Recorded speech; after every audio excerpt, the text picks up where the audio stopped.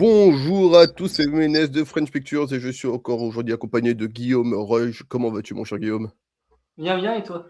Bah écoute, ça va très très bien. On est là pour parler aujourd'hui de la bataille de Gaulle, l'âge de fer, un titre des plus accrocheurs hein, pour un sujet qui n'est pas des moindres, puisqu'il s'agit d'une des plus grandes personnalités politiques françaises du dernier siècle.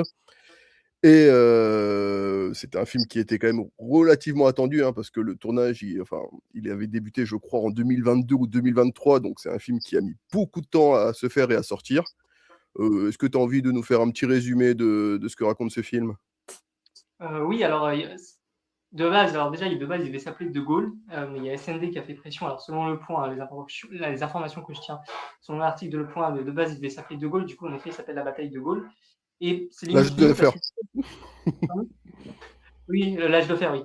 La bataille de Gaulle, l'âge de fer et c'est limite mieux parce qu'en fait, le film ne parle pas vraiment que de Gaulle, il parle vraiment, de la France libre et du coup, tout ce qui est la bataille, de Gaulle et pas seulement c'est pas un biopic d'ailleurs, il a normalement pas été vendu comme un biopic, mais il a un peu été perçu comme un biopic. Donc ouais, c'est un film d'une démesure complète au niveau, spectaculaire. C'est un des plus gros budgets de l'histoire du cinéma français et pour l'instant, je pense qu'on en parlera, mais au niveau box-office, ça a du mal à suivre malgré des bons retours globalement. Donc voilà pour présenter le projet. Ouais, donc pour compléter un peu, donc le film, donc il va nous suivre le général de Gaulle suite à la défaite de la France face à l'Allemagne, et donc vraiment au moment où la France capitule et où il rejoint l'Angleterre, ça commence là, ça commence donc avec son fameux discours du 18 juin. Le film est réalisé donc par Antonin Baudry, qui justement s'était fait connaître parce que c'était quelqu'un qui travaillait au Quai d'Orsay, donc au ministère des Affaires étrangères à l'époque, avec Dominique de Villepin, et qui s'était fait remarquer en écrivant donc un très grand discours pour l'époque, qui était le discours où de Villepin avait annoncé que la France refusait à rentrer en guerre avec l'Irak, toute une époque. Et suite à ça, donc il a écrit une bande dessinée là-dessus qui s'appelait Quai d'Orsay, qui a été adaptée au cinéma, qui est un film que j'adore avec Thierry Lhermitte. Si vous l'avez pas vu, c'est une excellente comédie.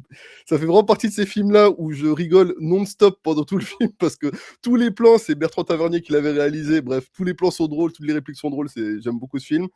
Ensuite, il est passé donc à la réalisation avec Le Chant du Loup, qui était un film qui était aussi empreint justement de tout ce qui était relations diplomatiques, conflits diplomatiques, etc. Et donc, c'était assez logique qu'au final, avec tout ça, il se penche sur ce sujet-là, qui était l'un des plus grands orateurs aussi, et un des discours les plus importants de l'histoire de notre pays. Et un sujet qui avait déjà été traité. On avait déjà eu un premier film avec Lambert Wilson, mais qui se concentrait vraiment sur la partie pré, pardon, capitulation. C'est quasiment après quel finalement, il s'arrête au 18 juin, enfin à l'appel du Ouais, 18 juin et là, ouais. ce film commence à partir du 18 juin. C'est ça, les deux films se complètent vraiment, et justement, là, on avait le film qui devait un jour voir le jour, hein, finalement, en France. C'était quelque chose qui devait arriver, et je pense qu'il est arrivé un peu de la meilleure des manières possibles, avec un réalisateur très talentueux, un casting incroyable. Enfin voilà, le film en tout cas, sur le papier, il y avait vraiment tout pour faire un bon film. Et du coup, qu'est-ce que t'en as pensé, mon cher Guillaume? Moi, alors j'ai évidemment beaucoup aimé. Après, c'est vraiment mon genre de film. J'aime beaucoup les grandes épopées historiques. Ce qui je trouve qui est très intéressant et qui démarque un peu des blockbusters américains, c'est que du coup, on a vraiment un point de vue européen britannique et français de la guerre, parce que voilà, le film, en fait, il y a quasiment pas d'Allemands dans le film. Hein. L'ennemi, il y a vraiment la relation avec Churchill et puis avec le président américain. Et je pense qu'il sera encore plus développé dans la partie 2. Et c'est vraiment intéressant parce que finalement, voilà, c'est pas, on n'a pas le nazi méchant et tout. Évidemment, je dis pas que le film légitimait quoi que ce soit, mais c'est intéressant de voir que finalement, il se focalise vraiment sur la relation avec Churchill et avec les Américains qui sont très peu développés dans tous les autres adaptations. Parce qu'on est vraiment ouais, sur un film qui va vraiment accentuer De Gaulle, il s'est battu aussi contre les intérêts de la France avec Churchill et puis avec Roosevelt. C'était vraiment le plus dur pour lui quasiment. Enfin, ça a été vraiment très dur. Et puis voilà, je ne vais pas aller trop loin, mais dans la partie 2, les premières images de la bande-annonce montrent déjà que ça va vraiment être très développé sur cet aspect-là. Et je trouve ça très intéressant et ça se démarque vraiment. Et puis au niveau du spectaculaire, il réussit évidemment son pari. Bon après, on s'y attendait, mais vraiment c'est impressionnant. Je trouve aussi que contrairement aux Trois Mousquetaires, la fin de la partie 1 est très bien. C'est-à-dire ça donne envie de voir la partie 2, mais il n'y a pas, c'est pas frustrant, c'est pas une fin frustrante. Je sais pas ce que tu en as pensé, mais globalement j'ai bien aimé. Ok. Qu'est-ce que tu ferais quand même comme reproche au film du coup? Parce que donc pour revenir un peu aussi sur ce qui se passe en ce moment, le film donc est effectivement comme tu l'as dit un film extrêmement cher. Alors c'est il y a eu des films plus chers, hein. On est je crois à peu près autour de 40 millions par film, donc c'est en 2 parties. Donc en tout le diptyque a coûté à peu près entre 70 et 80 millions si mes chiffres sont les bons. Un peu plus, ouais. Et Enfin, pour ouais. ouais. Vas-y, Et Flo. pardon, pour le moment, en tout cas, les entrées sont pas vraiment à l'auteur puisque en première semaine, il avait fait, je crois, 400 000 et depuis, ça stagne un peu. Je crois qu'il a pas encore dépassé la barre du million au moment où on parle. Alors que, bah, enfin voilà, pour un film de cette envergure-là, il faut évidemment envisager au moins 2, 3 millions d'entrées pour que le film commence à pouvoir envisager rentrer dans ses frais.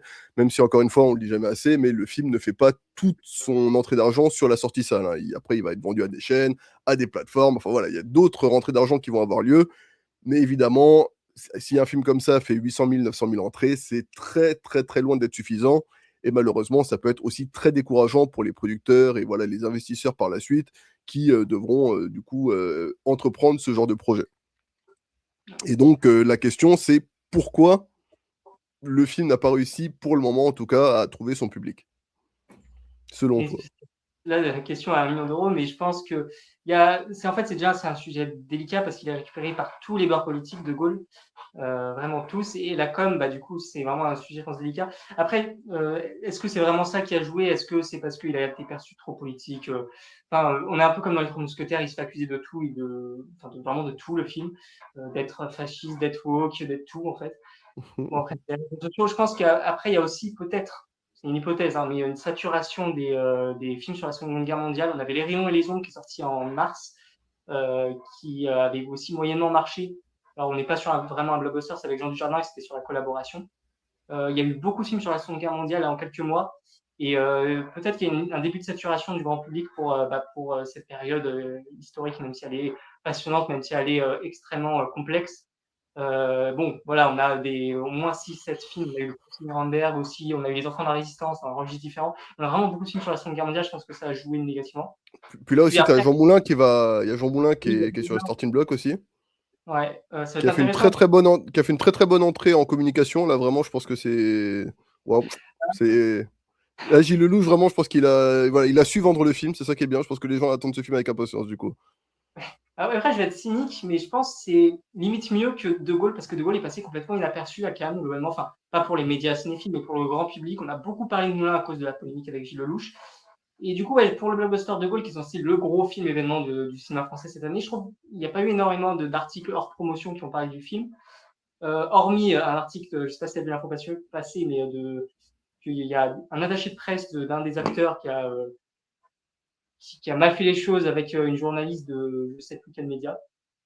Euh, voilà, il y a eu un petit bad buzz sur ça.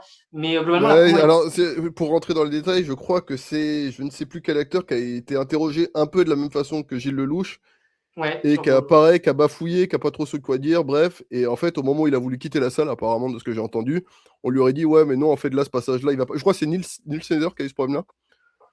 Et on lui aurait dit, ouais, non, en gros, donnez-nous la carte mémoire et tout, on veut pas que vous sortiez avec ces images-là de cet entretien. C'est quelque chose qui, enfin voilà, n'existe a priori normalement pas en Ouais. France actuelle. Donc effectivement, il y a eu ce petit bad buzz qui a un peu entaché le film, mais qui a quand même fait beaucoup, beaucoup, beaucoup moins de bruit que le bad buzz de Gilles Lelouch, parce que bah, c'est un truc qui a été rapporté, c'est pas un truc où on a l'image comme ça. C'est pas direct, c'est sûr, ça change beaucoup. Ouais. Après, en fait, j'ai hâte de voir le score que va faire Moulin, parce que je me dis, c'est vraiment un bad buzz qui touche un acteur et c'est pas un sujet grave. On n'est pas sur des vrais acteurs. Voilà, on n'est pas par exemple, dans un cas d'une accusation d'agression, là, ça peut vraiment nuire vraiment beaucoup au film. Mm. Là, c'est une accusation sur une prise de position, même si ça peut être lié au film. Je pense que beaucoup de gens vont apprendre l'existence du film Moulin grâce à ce bad buzz et peut-être certains vont s'y intéresser. Peut-être que je me trompe complètement et c'est pour ça que j'ai hâte de voir comment va se comporter Moulin au box-office. Mais pour revenir sur la bataille de Gaulle, ouais, je pense qu'il est passé un peu trop inaperçu. La promo était peut-être un peu trop classique. Il n'y a pas, voilà. Est-ce que aussi le casting, il était excellent, mais peut-être qu'il manque aussi un acteur, comment dire, qui est fédérateur vraiment du grand public. Enfin, Oui. je pense encore à Pierre-Emmanuel Montecristo, qui était le même distributeur, Pathé. Et là, par exemple, sur les réseaux sociaux, dès le passage à Cannes, il y avait des reels avec des millions de vues parce que c'est Pierre Ninet, parce qu'il fait des grimaces sur le tapis. Enfin bref, il y a déjà Pierre Ninet au casting, ça fédère les médias, mais aussi surtout le public sur les réseaux. Et là, il n'y a vraiment pas eu cet élan-là sur les réseaux pour De Gaulle. Il n'y a pas eu, hormis quelques comptes vraiment très niches, il n'y a pas eu d'engouement viral sur les réseaux.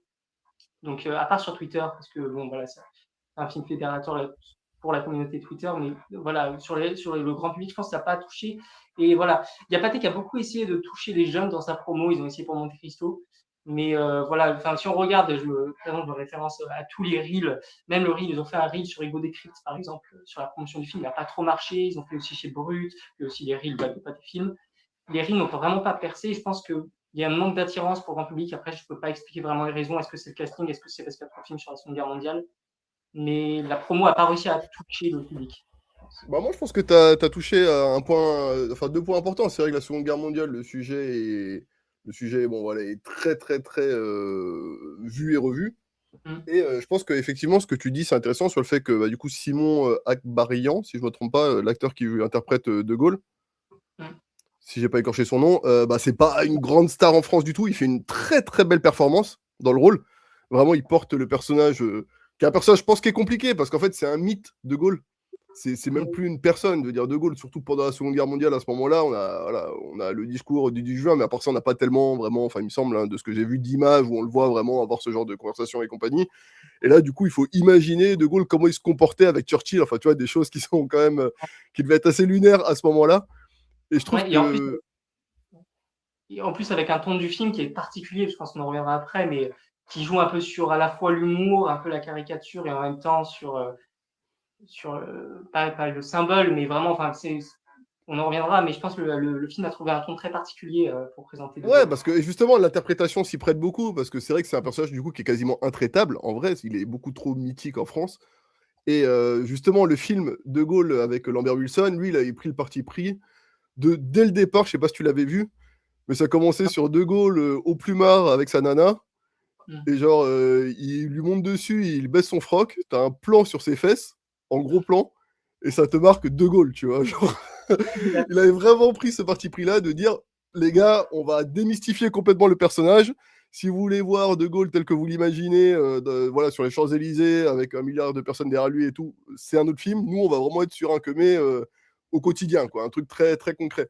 Et là, le film, il prend pas ce parti pris-là, il veut quand même nous garder cette image du général tel qu'on l'imagine. Ça commence, là, pour le coup, la scène d'intro n'a rien à voir. On est sur De Gaulle qui part quasiment tout seul, à travers les fronts ennemis, tu vois, qui va là où les autres reculent, lui il dit non, on y va, j'avance, je n'ai pas peur, il se fait tirer dessus, il en a rien à foutre.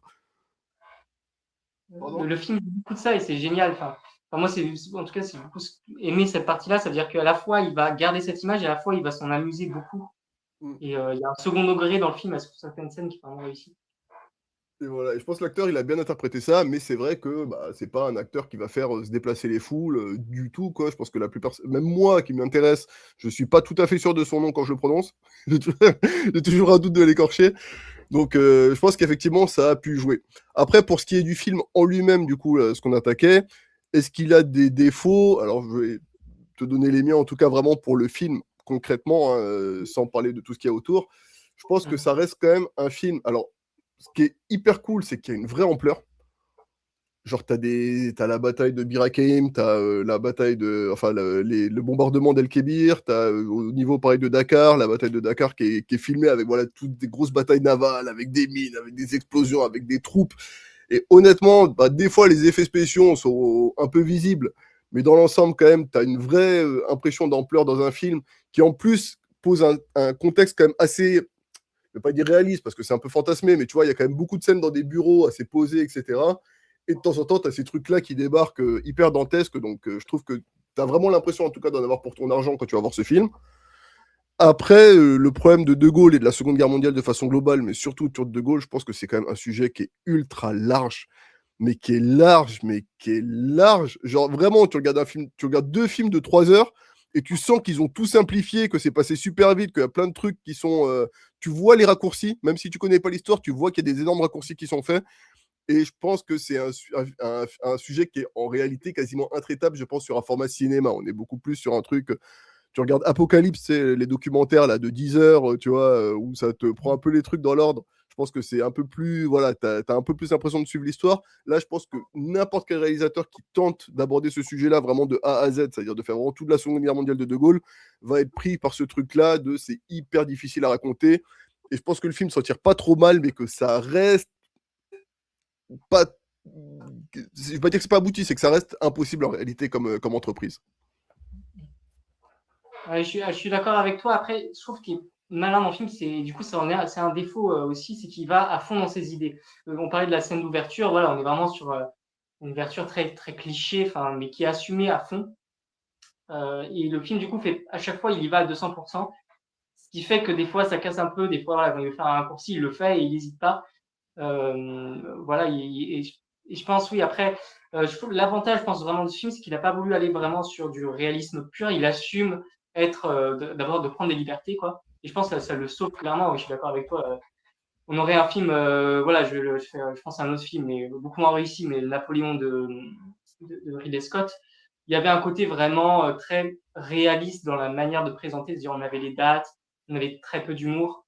Là, on a un film, alors qui n'est pas une comédie non plus, mais qui assume être vraiment pas un biopic, mais avoir un second degré, d'avoir un regard un peu humoristique, du moins sarcastique sur pas mal de points. Et oui, il a des super reconstitutions historiques. Et là où il se démarque vraiment, c'est que ces reconstitutions historiques, elles sont quasiment jamais arrivées pour la bataille. Par exemple, je n'arrive pas à prononcer Bergheim. le nom. Ouais, elle n'a pas été présentée, enfin, du moins pas autant dans l'histoire du cinéma, hein, globalement, Oh, bah oui. depuis qu'elle a eu lieu. Et donc vraiment, ça c'est l'avantage, c'est que c'est du financement français et européen, et que du coup, voilà, les Américains ne s'intéressent pas à cette bataille. Là, comme on a des studios européens et français qui sont derrière, ça permet de rétablir une certaine vision des événements, en fait. Et je trouve ça très intéressant. Et du coup, ça me rend vraiment triste que ce film ne trouve pas son public, parce que ça va peut-être mettre fin à cette vague des films historiques. Je pense, on verra les conséquences, ça sera très intéressant, parce que là, on a un fleuve vraiment qui est titanesque, parce que tu parlais de 40 millions de budget. Alors, je vous invite à lire l'article de Le Point qui a fait une enquête sur ça, mais on est sur beaucoup plus apparemment, parce que le tournage a été très compliqué, il y a eu beaucoup de dépassements. Et on serait entre 85 et 100 millions pour les deux films. Le problème, c'est que si le premier ne marche pas, le deuxième, logiquement, ne va pas faire plus. Donc, oui, le bilan risque d'être dur. Ouais, on a vu qu'en plus, ils avaient du coup essayé d'avancer la date du second film pour qu'il sorte pendant la fête Après, du cinéma. Mm. Donc pour que les tickets soient moins chers et que ça attire plus les gens. Bon, au demeurant, le problème c'est que si les tickets sont moins chers, il va quand même pas forcément. Enfin, tu vois, ça va Ouais. apporter plus de vues sur le film, entre guillemets, mais pas nécessairement tellement plus d'argent en réalité. Ça peut être rassurant d'un point de vue, parce que ça veut dire que globalement la partie 2 est qualitative, parce que dire quand un distributeur fait ça, c'est surtout qu'il espère que ça va lancer un bouche à oreille. Ça veut dire ils veulent installer une vraie base dans la première semaine du deuxième film pour lancer un bouche à oreille, parce que si la base est trop petite, le film peut être extrêmement qualitatif, le bouche à oreille ne se lance pas vraiment. Donc ouais, à voir si ça marchera. Ça a beaucoup étonné, parce qu'on pensait qu'ils allaient logiquement retarder pour que plus de gens voient la partie 1 avant, et du coup ils ont surpris tout le monde en avançant d'une semaine. Donc on verra Ouais. si ça marchera. Mais... Ouais, en plus c'est vrai que là, bon, moi ça m'a un peu surpris aussi parce que c'est vrai que le film déjà, je trouve, il est quand même assez lourd à digérer quand même. Tu vois, il dure quasiment 3 heures. Il y a Ouais. beaucoup d'éléments, donc c'est vrai que tu ressors de là, t'es un peu lessivé. Et pour des gens qui l'auraient vu il y a pas longtemps, voilà, partie 2 qui sort assez près, je sais pas s'ils auront bien eu le temps. Après, c'est peut-être mieux, hein, parce que comme il y a pas mal d'enjeux aussi dans le premier film, que tu as un peu possibilité d'avoir oublié dans un an. Tu vois, je sais pas si c'est deux films qui supportent bien d'avoir un an d'écart entre les deux films, tu vois ce que je veux dire. Donc Ouais, non. c'est peut-être pour le mieux en vrai, je sais pas, on verra ce que ça donne et puis on commentera, hein. Ils avaient essayé pour les Trois Mousquetaires du coup de sortir 6 mois après, parce que c'était le même studio derrière.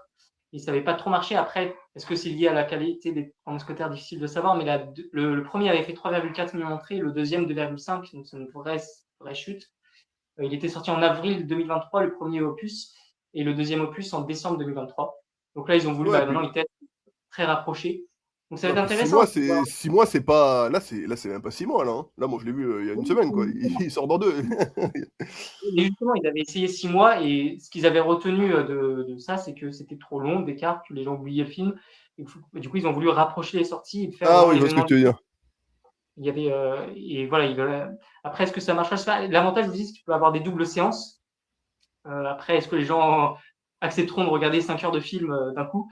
Je sais pas, Voir mais en 6. tout cas, bon, après, j'ai l'impression vraiment que là, il y a un autre, alors c'est pas le sujet, mais il y a un autre diptyque là qui va avoir du mal, c'est Kaamelott partie 2 hein, aussi.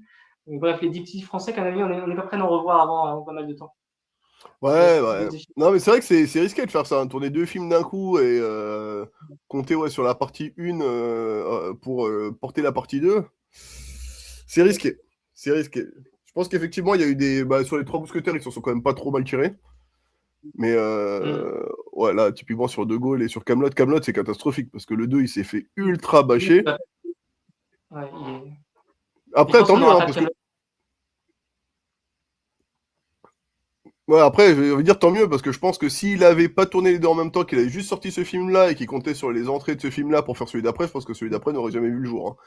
Donc voilà, s'il veut relancer la machine, s'il veut redonner espoir aux fans pour encore un autre film derrière comme il l'avait prévu, bon, c'est pas le sujet là, effectivement, mais j'espère qu'il va faire un très très bon film. Et peut-être que, pour raccorder notre sujet, si le deuxième film de Gaulle est extraordinaire et voilà, cartonne auprès du public, ceux qui le voient, ils disent ouais, j'ai jamais vu un truc aussi génial.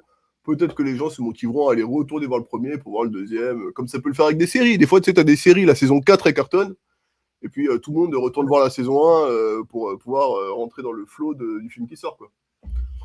Mmh. Et Donc, ouais, non, vas-y, vas-y. et du coup, ouais, quelles sont tes attentes pour ce deuxième opus? Qu'est-ce que tu penses que ça va donner? Ouais, je suis très confiant, peut-être trop, mais je pense qu'il sera au moins aussi qualitatif que la partie 1. Je vois pas pour quelle raison il serait moins bien que la partie 1, parce qu'on a, au contraire, je trouve ça aussi un défaut. Des fois, c'était un peu lent le rythme, parce qu'en effet, c'est très complexe à présenter. Et du coup, bah, la partie 1 a présenté beaucoup de personnages quand même. Là, on aura déjà cette base-là pour la partie 2. Et donc, ça devrait être plus fluide, je pense. J'espère, du moins. Mais en termes de qualité, j'ai pas d'appréhension. Je pense que ça sera très solide. Il y a l'abondance de la partie 2 qui est sortie pour le 18 juin d'ailleurs, et donc, moi qui m'a parlé. Donc voilà, après voilà, plus globalement pour revenir, je reviens encore sur le commercial, mais par contre voilà, je me dis c'est peut-être la dernière fois qu'on a un projet aussi ambitieux en français. Parce que pour le contexte, Pathé a sorti Monte Cristo en 2024. Le film avait très bien marché en France, notamment 4 millions d'entrées, mais n'avait pas trop marché à l'international. Et donc, suite à cela, ils ont dit, enfin, Jérôme Sédou a dit qu'ils allaient tourner en anglais la plupart des films. Ah, ta caméra s'est coupée. Je disais oui que du coup, les conséquences si la partie 2 ne marche pas, je pense qu'on aura des vraies conséquences sur le cinéma français au global. C'est pour ça que ce film va être très intéressant à analyser aussi après box-office dans quelques années. Parce que oui, après, pour le contexte, du coup, il s'inscrit vraiment comme un peu l'apogée de la stratégie de Pathé après Monte Cristo de nous faire des blockbusters. Il était déjà avant Monte Cristo, ce projet, mais vraiment d'aller sur des blockbusters en langue française, Et du coup, bref, Monte Cristo avait fait 9,4 millions d'entrées. Il avait très bien marché en France, mais à l'international, ça a été quand même globalement une déception. Oui, oui, Et, oui. du coup, Jérôme Sédou a décidé de tourner en anglais la plupart des futurs blockbusters de Pathé. Ça va être le cas de Les Rois Maudits, le prochain film des réalisateurs de Monte Cristo, justement. Et du coup, bah, malheureusement, j'ai peur que là, ce flop va confirmer cette transition de faire des films en anglais, comme l'a fait EuropaCorp dans les années 2010. Et je trouve ça un peu dommage voilà, que notre prochain gros budget soit potentiellement en langue anglaise, surtout quand ça parle d'histoire française. Enfin, je trouve ça dommage. Après, du coup, ça a lancé d'autres studios. On a aussi SND qui s'est lancé dans les blockbusters. Là, ils ont Fantomas. On a Studio Canal avec Les Misérables aussi, mais qui arrive bientôt. Mais voilà, j'ai cette appréhension-là pour la partie 2. Moi, j'ai pas d'appréhension au niveau qualité. Je pense que ça sera très solide. Mais au niveau box-office, j'ai un peu peur des conséquences. J'ai peur que ça nuit un peu la diversité du cinéma français. Ouais, bah écoute, de toute façon, c'est vrai que les flops ne sont jamais de très très bonnes nouvelles. Après, qui sait? Peut-être que, bah, effectivement, s'il y a un des autres films qui est prévu, comme Fantomas, ou comme, bah, là, où on a parlé de, comment il s'appelle, de Jean Moulin, ou je ne sais quel autre film, arrive à faire un très beau succès, ça peut compenser, et dire juste, bon, bah, c'était le film qui n'a pas marché, et voilà, on peut pas vraiment savoir. C'est vrai que là, le budget était quand même très très très élevé. Moi, je pense que tu as raison sur la question du diptyque. Dans le sens où je pense vraiment que les producteurs vont y réfléchir à deux fois avant de mettre vraiment 100 millions dans un film en se disant on le sort en deux fois Je pense que ça, pour le coup, c'est un truc qui risque et qui, je pense, serait une bonne idée d'ailleurs de lever le pied là-dessus. Mais par contre, pour ce qui est de mettre de l'argent dans les films français, j'ai pas l'impression que ce soit une tendance qui est à la baisse. Après, peut-être je suis optimiste, mais j'ai l'impression que là, peut-être avec aussi les plateformes qui investissent, avec voilà, on a quand même aussi une volonté de ramener les gens en salle aussi, du côté bah, justement même de Pathé et compagnie, de continuer à faire vivre l'art de la salle qui est de plus en plus menacé. Et j'ai l'impression que ça peut aussi jouer dans le fait de lancer des super productions que les gens vont voir au cinéma, qui payent 17 balles et que ça les dérange pas. Enfin, que ça les dérange pas, qu'ils en ont pour leur argent, quoi. Et on verra lequel de ces deux points arrive à prendre le pas sur l'autre. Non, mais je pense pas que de toute façon les blockbusters ne disparaîtront pas parce qu'en effet c'est enclenché. Maintenant, j'ai peur que ça fasse un peu comme Luc Besson globalement, c'est-à-dire que tout soit tourné en anglais et que voilà, parce que l'avantage, il faut comprendre qu'actuellement tous les films en langue française à l'international, surtout aux États-Unis, ils sont considérés automatiquement comme des films d'auteur. Ils n'ont pas de visibilité importante. Genre Monte Cristo, il est sorti comme un film d'auteur aux États-Unis. Et Bien sûr, bien sûr. à l'inverse, le Dracula de Luc Besson, qui a pourtant beaucoup moins marché en France, il y a eu de bad buzz et tout, bah, il a pu sortir dans une très grande distribution aux États-Unis, simplement parce que c'était un film tourné en anglais, et du coup, ils ont trouvé un distributeur qui a accepté de faire une sortie large, comme on dit aux États-Unis. Et donc ça, en fait, c'est une pression énorme. Et pour les studios français, l'intérêt, c'est qu'en tournant en anglais, ils ne dépendent plus d'un seul marché, ils ne dépendent pas que le marché français, mais de plusieurs marchés dans le monde entier. Et donc, j'ai peur que ce soit une possibilité que, voilà, ça mette en danger les films français, les blockbusters français tournés en France. Ouais, après, bon, je pense qu'il y a quand même un écosystème du cinéma français qui fait que c'est vrai que Besson, lui, pour le coup, il était vraiment très en lien avec tous les acteurs hollywoodiens et compagnie.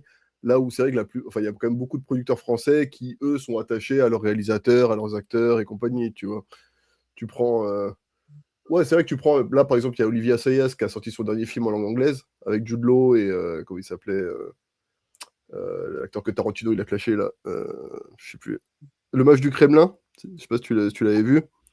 Okay. Qui était un film qui effectivement était en langue anglaise, mais le sujet s'y prêtait. Mais je pense que à l'inverse, tu vois, il y a eu un film comme Chat 51 qui a quand même été fait en France avec des acteurs français et qui pour le coup est un film qui se veut ressembler un peu à ce que justement les Américains proposent. Donc je pense qu'on a une vraie volonté de la part des producteurs et des réalisateurs français de s'approprier un peu aussi le cinéma de genre et de le faire un peu à la française et de pas essayer forcément d'aller copier ce qu'ils font à l'international directement aussi, tu vois. Oui, alors malheureusement, Chien 51 n'a pas du tout marché au box-office. Mais oui, Malheureusement. 13 jours, oui, enfin, pour moi, j'ai pas aimé le film, mais malheureusement, parce que ça aurait pu lancer un peu plus la science-fiction. Mais il y a eu aussi 13 jours, 13 nuits qui n'a pas du tout marché. On l'a quasiment oublié, mais qui était un film aussi, tourné en français. Donc à voir, oui. Après, voilà, bon, Et pour puis peut-être SMV, aussi, juste pardon, un dernier détail je parlais des plateformes, il y a une possibilité aussi, alors là on est vraiment dans de la science-fiction, mais le fait que le cinéma français sur Netflix et sur Prime et compagnie, bah, du coup il soit un peu plus visible à l'international et qu'il arrive petit à petit, parce que quand tu regardes sous la scène 2, je pense pas que tu te dises on est sur un film d'auteur, quoi, tu vois. Ouais. C'est un film français, mais je pense quand même que bon, ça commence de plus en plus à vraiment ressembler à du film de genre. Et peut-être qu'aussi que ça va permettre au cinéma français, via ces productions-là, de toucher un marché un peu plus international, tout en restant dans sa langue, comme par exemple peut le faire le cinéma coréen ou même le cinéma espagnol. Enfin, tu vois, pas mal de cinémas qui arrivent quand même bien à s'exporter, même en tournant de leur langue, quoi. oui, c'est sûr. Mais ça va dépendre de la stratégie. Pour Pathé, ils partent sur l'anglais. Là, ils ont créé Motion Picture, qui est une société du coup qui va être dédiée au blockbuster tourné en anglais, qui sera Ok. des fois français. On a Dimitri Rassam aussi, de Monte Cristo avec Pathé, là qui a plein de projets en anglais, dont Les Rois Maudits, hein, qui se passe en France, mais qui va être tourné en anglais du coup. Je trouve ça un peu dommage, mais bon, voilà. Et après, oui, on a les autres studios. On a Studio Canal qui, bah, pour l'instant, ils veulent faire que des blockbusters en français. Ils ont fait Chien 51, là, ils vont avoir Les Misérables. Et il y a SND qui arrive avec Fantomas, principalement. Fantomas qui va être intéressant aussi. Je ne sais plus si tu en as parlé mais, sur ta chaîne, mais Fantomas qui va être du coup très sérieux. Hein, vraiment, on revient aux origines du roman et des premières adaptations. On ne va pas du tout être sur du comics, donc ça va être intéressant à voir comment ils vont se débrouiller. Mais ouais, ça met un coup d'arrêt. Enfin, pas forcément un coup d'arrêt, mais ça va amener à de la prudence. C'est la fin de l'euphorie, je pense, du succès de Monte Cristo, parce que depuis Monte Cristo, malheureusement, tous les blockbusters français n'ont pas marché globalement. Enfin, Dracula a flop en France, 13 jours, 13 nuits a flop, Chien 51 a flop, Camelot 2 a flop aussi.